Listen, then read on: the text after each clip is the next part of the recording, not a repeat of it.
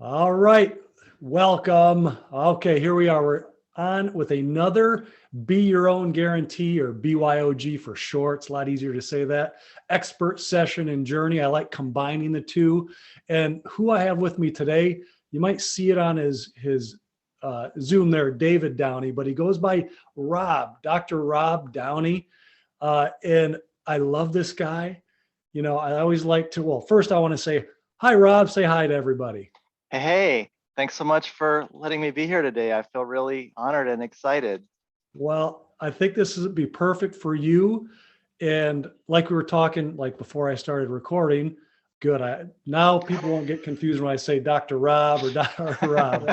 Um, I like to keep this loose. I don't like reading off of a bio because we're going to get into that. You're on here because I want you to share your expertise and your journey.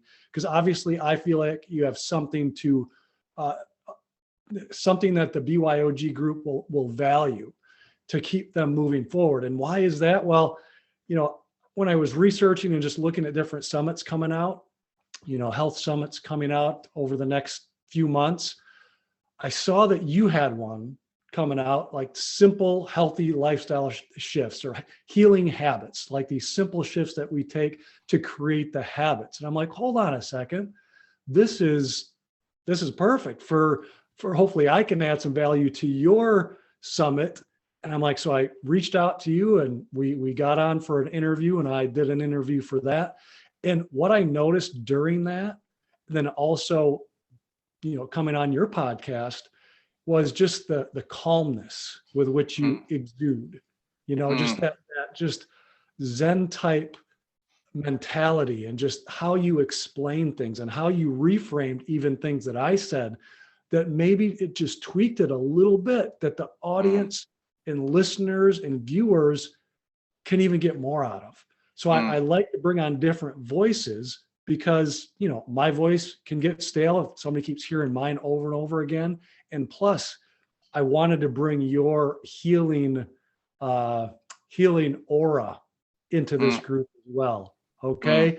I just wanted to share that. I like sharing a story or something to that Thank effect you. as we go on, because I know you're gonna show people why you are who you are and why you have so much to offer the group. So again, thank you for being here. And Mm, what I want you to start off is really anywhere you want, but I want you to start off with your journey of being a healer. mm, Okay. And I mhm, know you started off, I mean, you're an MD, but that led you down a path because you saw something special in more of the functional medicine mhm, realm. And I want you to mm, go into that right now. mm. Well, thanks, Dr. Ryan, and thanks for the positive feedback. That means a lot. So I went into medicine because I wanted to make sure that I was doing meaningful work. I remember thinking that in college. I just thought and I had a lot of people in my family that had gone into medicine, so that I'm sure that influenced my decision. The rebel in me at the time didn't think that it influenced my decision, but I'm sure some of those pathways were greased a little bit. And then as I was doing this conventional medicine for quite a while, including north of the Arctic Circle for a couple of years from 2000 to 2002, and then getting back to my home state of Montana up until about 2006, I was seeing all these conventional medicine cases that where folks don't get better, and it was just uh, well, because I didn't feel that there was much that I could do about it. I was somewhat desensitized to it and a little bit horrified all at the same time, just feeling like, oh my gosh, certain kinds of cases, I just know that person's going to get worse and worse. But I was fortunate enough to be employed at an integrative clinic in Montana. So these folks that brought me on board, they said, you don't have to have integrative and holistic training, but you definitely need to be receptive to learning about that to work here.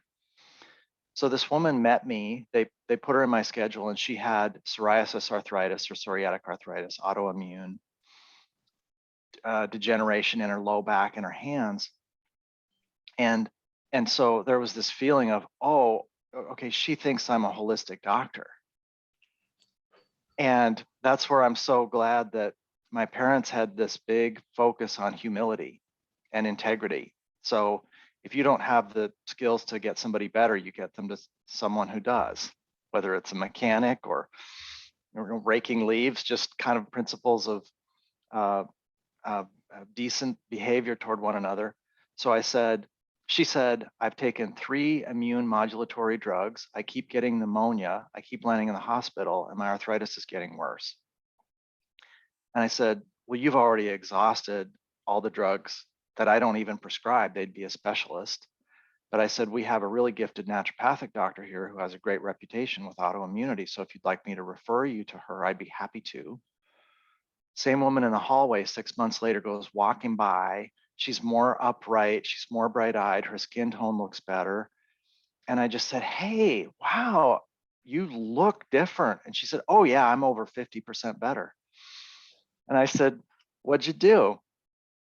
She said, well, I saw the naturopathic doctor. I'm on an anti-inflammatory food plan. I take boswellia, bromelain, and quercetin, probiotics, and stress management.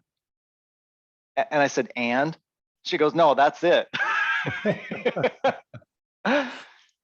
So I said to my naturopathic doctor friend, who became my mentor, Hillary Daly, I said, if I get Institute for Functional Medicine training, will I know the language of what you're doing for these folks? And she said, if you get the training, you're going to help them the way I do.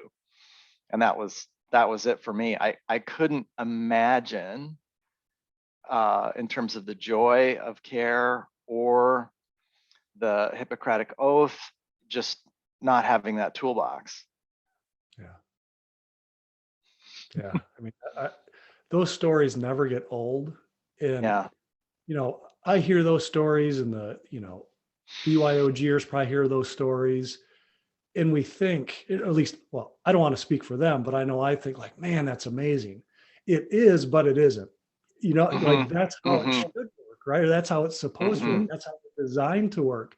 And, growing up, I never, like when I was a kid and even teenage years, and even probably in my 20s, I never realized how much skin issues or things that happen on the outside of us that you can see, weight issues, are the direct result of what's going on inside our body and how that is functioning. So that's a great illustration.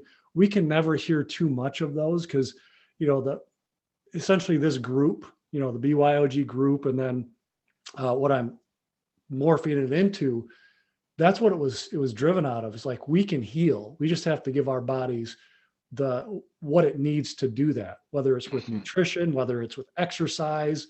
I mean, actually all of them: sleep, postural and spinal training, mindset training, all these into one.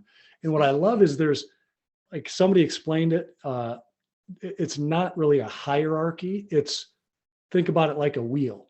It's it's a circle that all of them need to be in there to make that complete circle. It's not one is more important than the other. You might have to emphasize more one than the other depending on you and your individuality. But that's what I love about you too, is because you connect so well with other people. You said it right there. That humility, where you don't feel like you have to answer all the questions, that you can refer to other people. And you did that way back when, and look where that led you, because you did that, again, I love that. What I also would love for you to do, because you're in Alaska, right now, and you mentioned you're from Montana, you're in Alaska now. We were just talking about how we got a bunch of snow the last day or so, and you're probably like, yeah, whatever, that's nothing.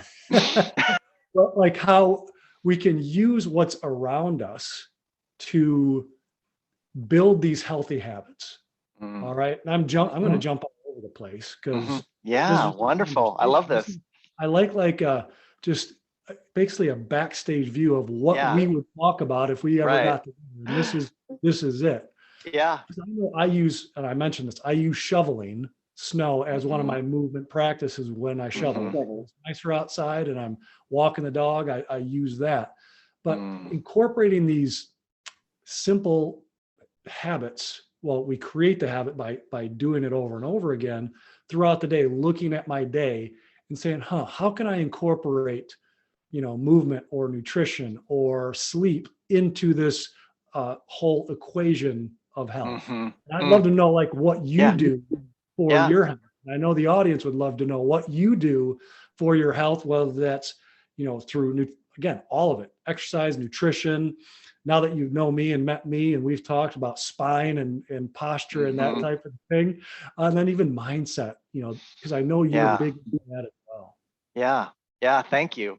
I love getting to drill down into a certain practice and then see what unfolds from that. And so it's very rich that you picked the shoveling, because I learned during the summit that our adrenals love boring, right? Our best adrenal health comes from the same routine every day.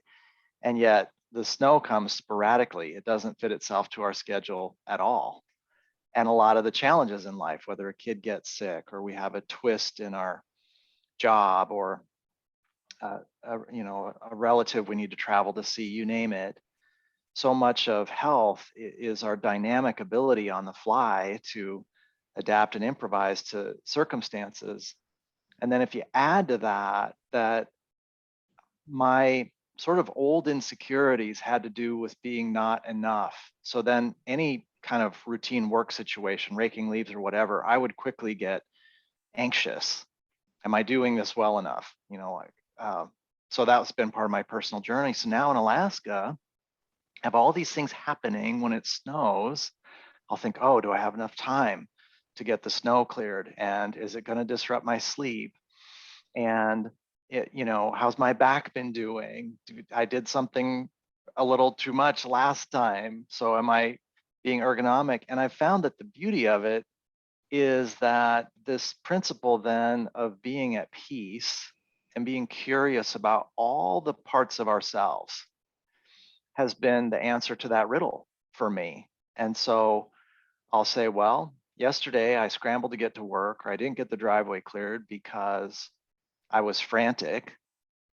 And I know it's going to snow tomorrow morning. So I'm going to set the alarm a little earlier. I'm going to let my wife know that we don't have time for yoga.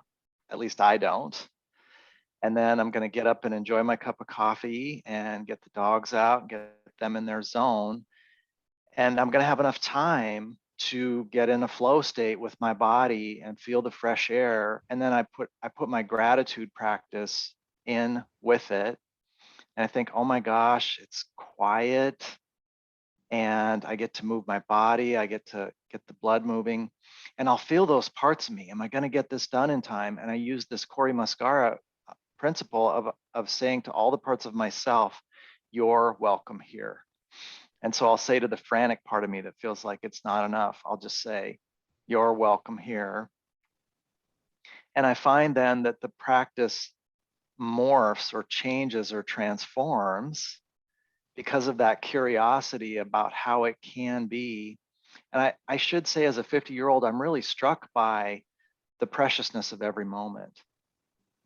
So it also feels to me like this is blessing management. I have a house, I have a vehicle, I have a job, I have a chance to serve.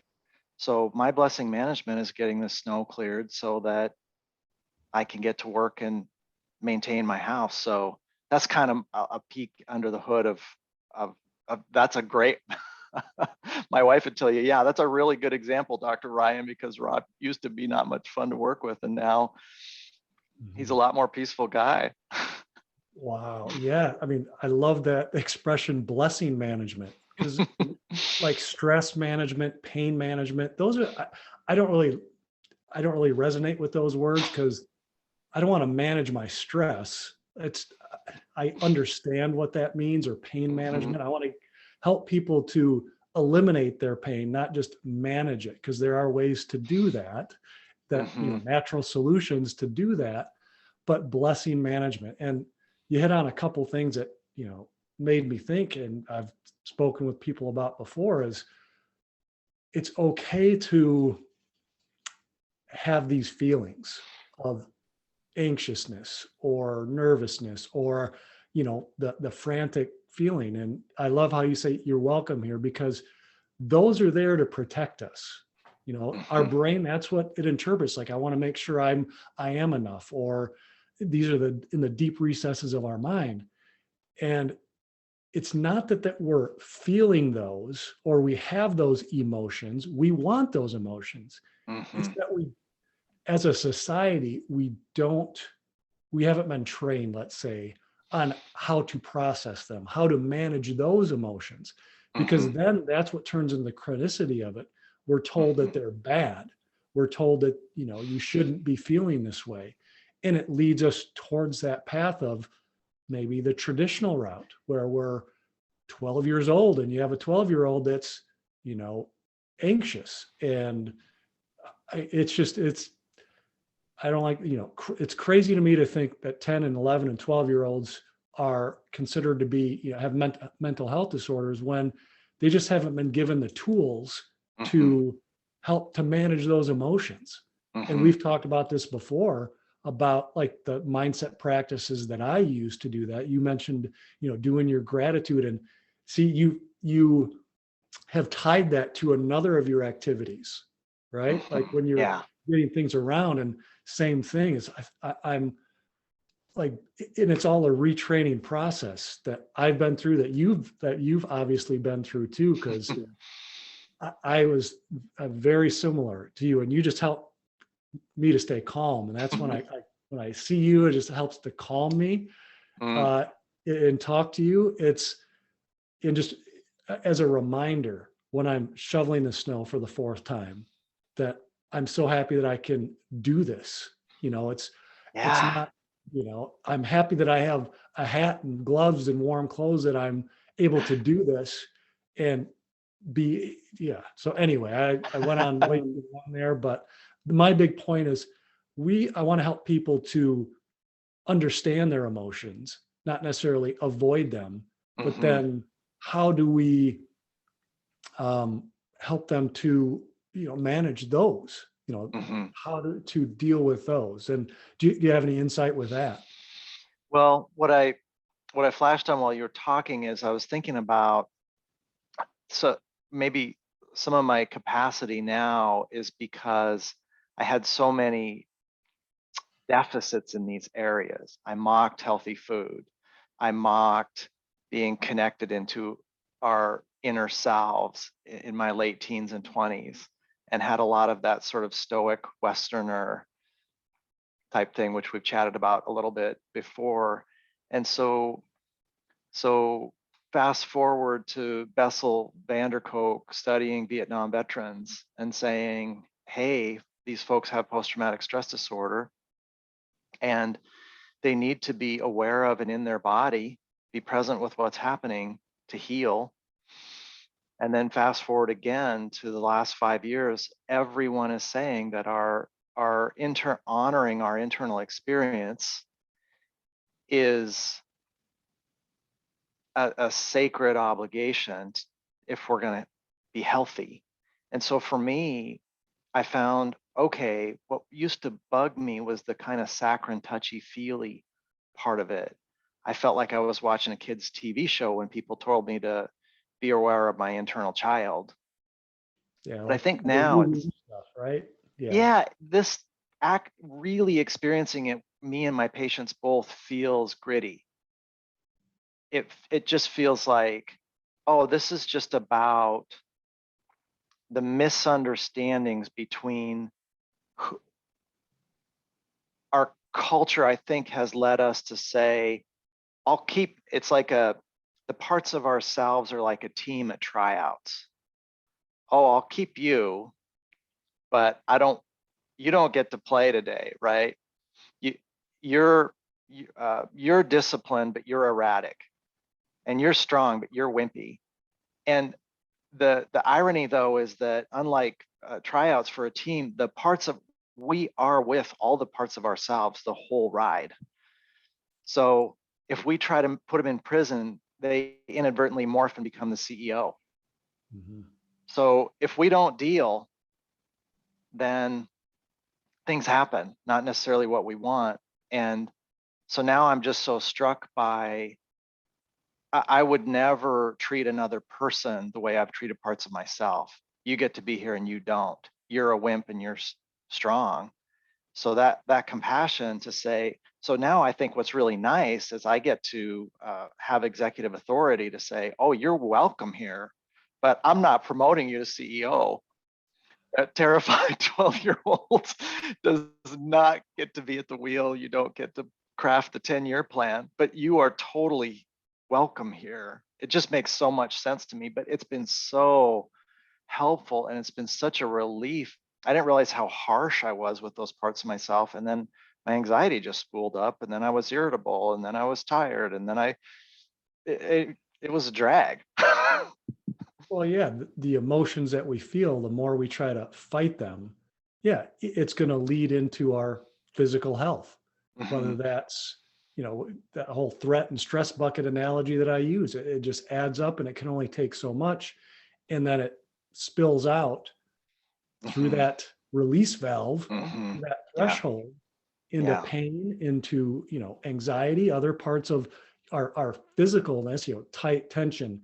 And, I talk a lot about that, and people wonder, well, why do I have this? Why do I have, anxiety? Why do I have low back pain? I Mhm. didn't do anything different. I hear that all. I didn't do anything different. It's like, well, Mhm. one, that could be the issue that you're not doing Mhm. anything different, you're doing things over and over again. But again, there's the four pillars of mindset training that I do and that I teach. And when you're speaking about understanding and accepting both of those parts of ourselves, but not letting that one part that you don't want to be the CEO and controlling everything, not to do it. And that takes the conscious part of our lives, Mhm. of our Mhm. brain, instead of Mhm. that unconscious little voice back there that keeps saying over and over again. And I mean, I just resonate and identify so much with what you said. We're very similar in that way, where Mhm. we're, in the past, we're just like, oh my God, overthinking. And am I going to get this done? Leading to overwhelm, leading to fear, leading to avoidance of things. I call that OFA, OFA, Mhm. that, Mhm. that voice in the back of my head that doesn't want me to succeed, that doesn't want me, or I shouldn't say, doesn't want us to do anything because it doesn't like change. It doesn't want to Yeah. feel that. It doesn't want to Yeah. feel that fear, that pit in the stomach, that short Mhm. of breath that can Mhm. happen if it perceives it as failing. And that's what Mhm. it's about, perception and our influences, and Yeah. not actually reality. Yeah. Yeah. There's so all these parts of ourselves are so interesting when we meet them. They're like a neighbor that, I don't know, scowled at your dog. And so you don't talk to them. And then finally, 5 years later, when you find out their kids in college and what they did for their work, you think, wow, why didn't I ever talk to this person? Because we're not afraid of them becoming the CEO or taking over. Like, it's within our locus of control to determine who gets to do what, and that everyone's welcome, but we get to allocate responsibility. I think the whole cast of characters is very interesting. And I wanted to mention that I didn't used to even think about anything that was a misunderstanding between me and my circumstances, because I thought, well, that's dishonoring my childhood, that's dishonoring my upbringing, or that's dishonoring the culture. But I can honestly say, I mean, if you look at my household, what an awesome household, what kind, loving parents, integrity, wisdom, kindness. There was no lack there. I've become more aware that a lot of healers are empathic and intuitive. And so I think my antennas worked pretty well about what was surrounding me. And I've learned developmentally, kids will, if they pick up on anything awry via those feelers, then they'll typically assume if it doesn't feel right, it's them. And apparently that's a survival trait for children in terms of attachment. And so anyway, I don't think I'm dishonoring anyone to say we've got these sort of, I mean, think of what think of what people in Michigan and Montana and Alaska have gone through in the last 200 years. So I'm also not critical of toughness. Like, when I have to change a tire in the snow, I'm glad that I don't mind kneeling in the slush and getting a little cold and just getting the job done. But I just don't want it to be at the expense of my health. Hmm. Right. Toughen up. That's one of the things that runs through my head when I'm walking my dog and it's freezing outside, and I'm like going like this, and I'm like, all right, toughen up. And I just relax and just look at when you said that. That's one of the statements I say. But then also there's times where I say, all right, lighten up or Yeah, soften up, where again, I yeah, think it needs both sides of that. Oh yeah. man. Now I would love for you to, hopefully just in our conversation here, one, the BYOG community has been able to just pick up on some things, because I like strategies, I like tactics, nutrition, and this and that, but I do think that your mindset that with which you take into something, and especially a long game mindset in mind, is the panacea, if you will, being that have that awareness. Hmm. But I would love for you to add if there's anything else, just action wise, like strategy Yeah, wise, like yeah. what can I do if I'm looking to improve my health? If I'm looking at, if I have these thoughts, if I have Hmm. the action, or, these behaviors and these feelings, and I don't know what to do with them. Yeah, yeah, yeah. Thank you. So I think that the sort of codified answer is mindfulness practices, and I've gotten really familiar with all the mindfulness apps.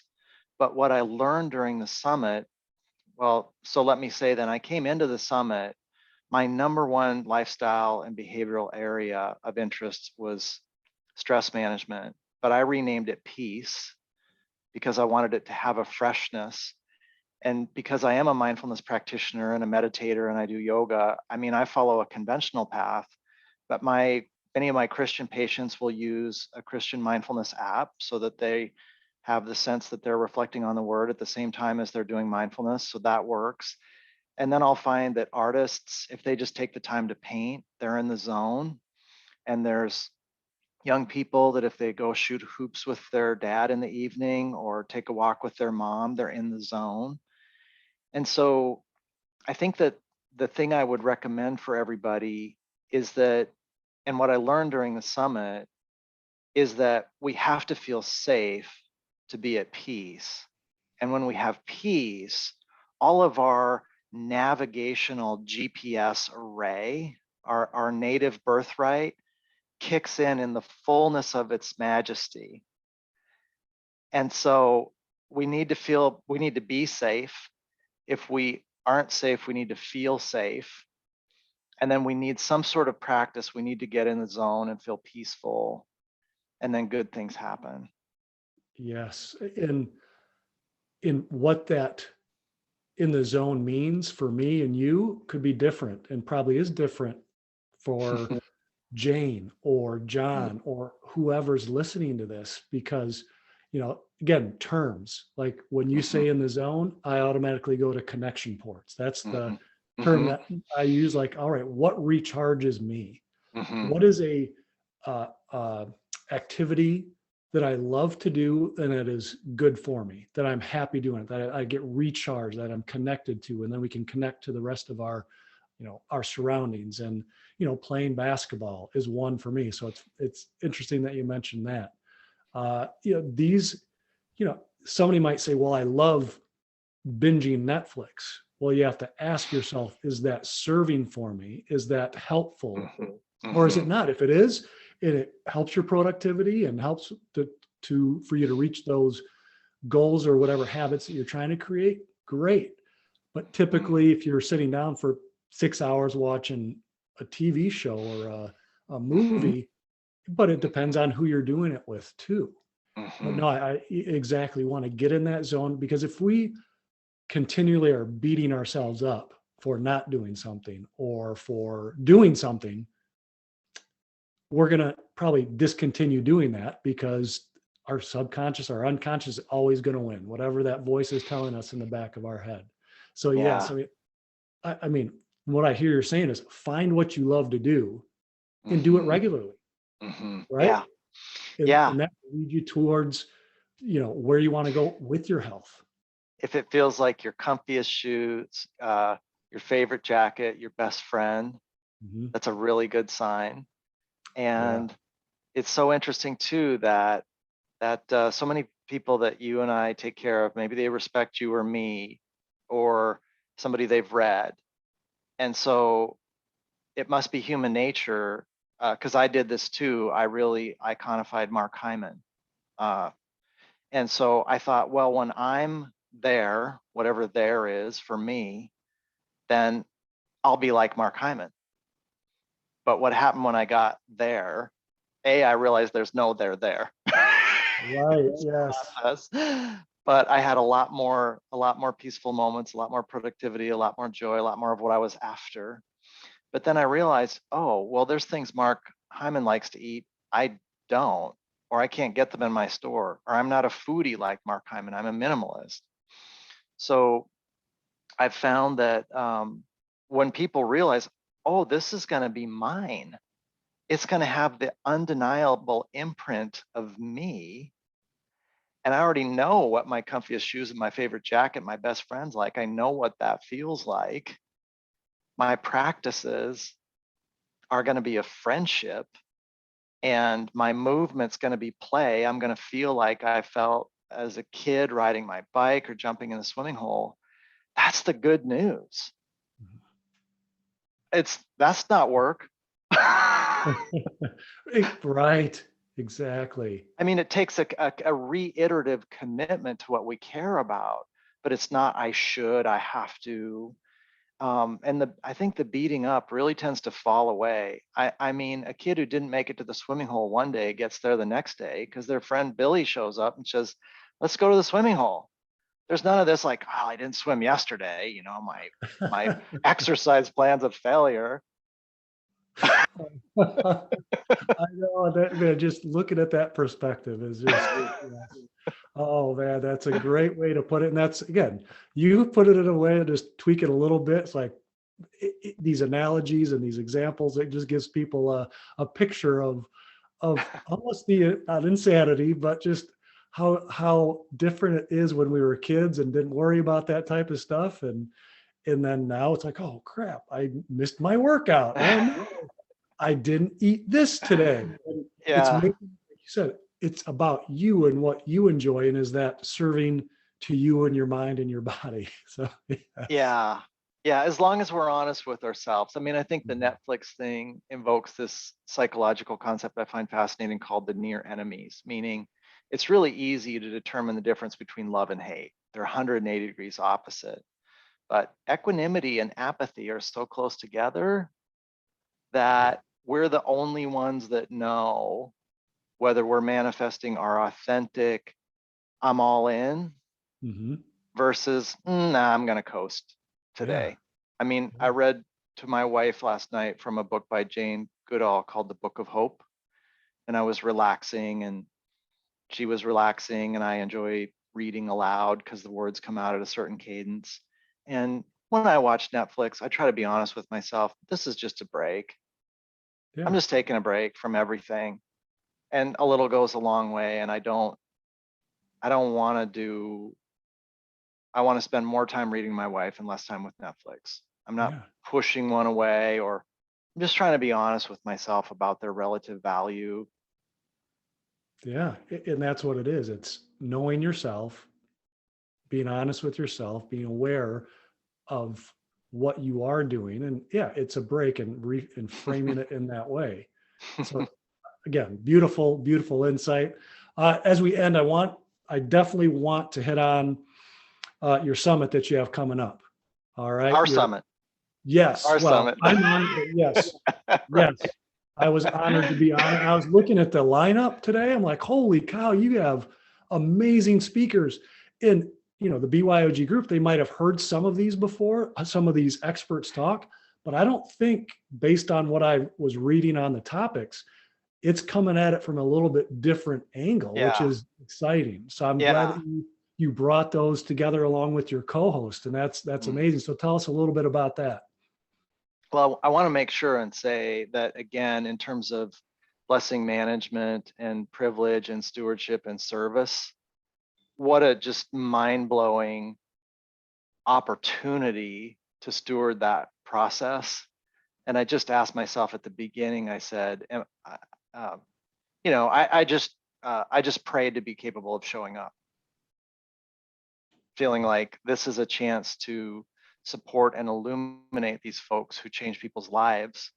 And then I found that I was at a point in my career, I realized, well, so many people I take care of have so much adversity and so few resources. Then what I've learned is that a little goes a long way. So you can have one person say one important thing, and it's a watershed change. It's a sea change. It's 100 or 1,000-fold more powerful than it looks, because it's that clean, clear water from the wellspring. And so all these different speakers are so diverse. And a bunch of them, like Dan Kalish, hadn't been asked by anyone recently, what are the habits that lead to the top 2 percentile lab results? So he was in this really fresh state of mind. And I said, well, everybody asks you this. And he goes, no one's ever asked me that. And I felt like, oh, okay, well, this is good stewardship of these folks, because now there's a freshness to these conversations. Mm-hmm. And I think also because I do revere these people, they've devoted their lives to illuminating this, you included. I think it's the real deal, this event. There's an authenticity and a freshness and a clarity to it that I'm proud that I got to be part of it. Yeah. So I hope people check it out. Yeah, I mean, I back up everything you said there. There's something different about this one and unique, and just hopefully the listener in the audience here can tell from you and your demeanor that, again, that's the case. What you bring to the table, what you bring to their lives, and those little things, and those little things, they go a long way. And that's what basically these habits we're trying to help people to get to. And it's not going to be an overnight thing typically. That's why I always like starting slow. I like to almost leave them wanting more, give them a little bit and then leave them wanting more with exercise or nutrition and or their sleep or their mindset. Because if you overwhelm people too fast, too much, I mean, as well as I do, it's going to stop. They're going to really nuts. If there's anything else that you like to add before we end this, I would love for you to add that. So go for it. Yeah. Well, 90% of what you articulated about what you note about me, which is incredibly gracious. And again, my dad's a Depression era guy, so it's always, it's taken a while also to get used to compliments, right? But again, from the perspective of service and serving folks, it's good news when somebody says, hey, this message works for me. So I'm really able to hear that and just feel similarly like there's a neat resonance in the work we've been able to do together because of that sincerity that you convey, and that in the moment presence and the kindness, and that you're all in for the people you care about, curious. And so I just feel really grateful to get to spend time with you and the folks that value your leadership. And again, I really appreciate you being on the summit.